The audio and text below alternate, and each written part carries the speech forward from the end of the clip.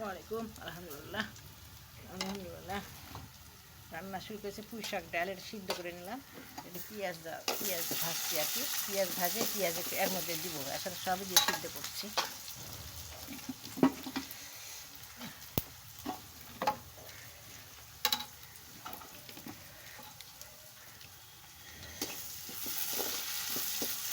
পেঁয়াজটা ভাজে একটু ওর মধ্যে দেবো আর মুরগি দেবো। মুরগির মধ্যে দিয়ে দেবো।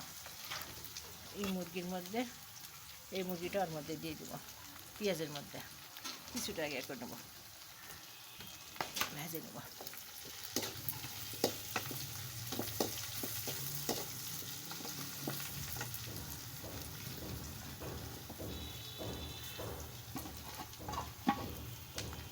আসলে আগে রান্না তুলে দিছি, আগে ইফতারের আগে রান্নাটা আগে সারে না লাগবে, না হলেও রান্না করতে করতে দেরি হয়ে যায়। রান্না করে নিয়ে যাই হোক কোরআন পড়ো কি নামাজ কালমা দরুদ শরীফ পড়া সময় লাগা লাগবে। কাজ সাইডে নিয়ে গোসল করবো, গোসলটা একটু পরেই করি, নামাজ পড়বো, তারপরে রান্না কিছুটা করে তুলে দিয়ে দেবো। রান্না নামাজ চলে যাবো, আসরের নামাজে সময় হয়নি এখনো।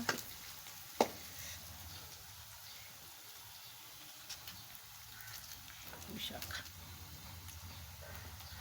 শাকটা সিদ্ধ করে নিলাম, লবণ হলুদ মশলা আদা রসুন যা লাগে মাপ মতন দিয়ে নিলাম। এখন পেঁয়াজ ভাজা কিছুটা দিব ওর মধ্যে।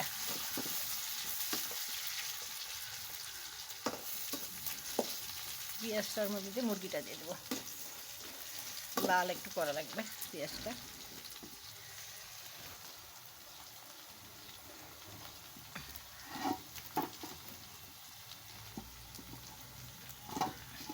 তারপরে কালাই রুটি হবে।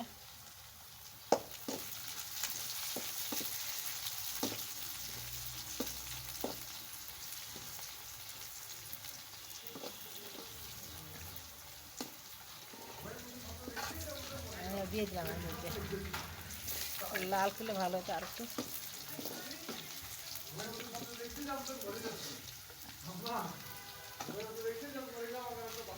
এখন পেঁয়াজ দিয়ে দিলাম মুরগির সাথে।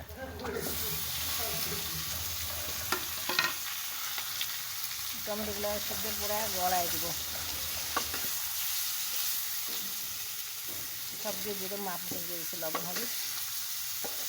টমেটো সিদ্ধ হয়ে গেলে গলে চাপ দিলেই ভাঙে যাবে।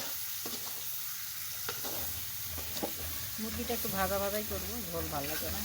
পুঁই শাক ডাল তো হচ্ছে, পুঁই শাকের ডাল দিয়ে দিলাম, পেঁয়াজ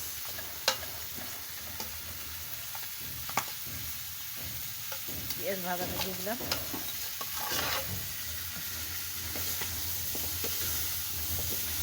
সিদ্ধ করে নিয়ে পেঁয়াজ ভাজা দিয়ে দিলাম পুঁই শাকের মধ্যে। পুঁই শাক ডাল সিদ্ধ করে রাখছিলাম মশলা দিয়ে। এরকম করে মুরগিটা ভাজছি, আবার ফিরে আসছি।